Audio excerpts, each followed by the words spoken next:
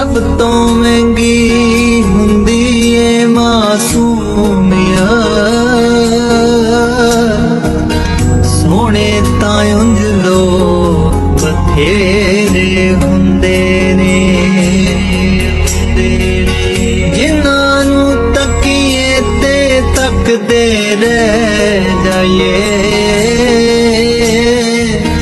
ਦੁਨੀਆ ਤੇ ਕੁਝ ਖਾਸ ਹੀ ਚਿਹਰੇ ਹੁੰਦੇ ਨੇ,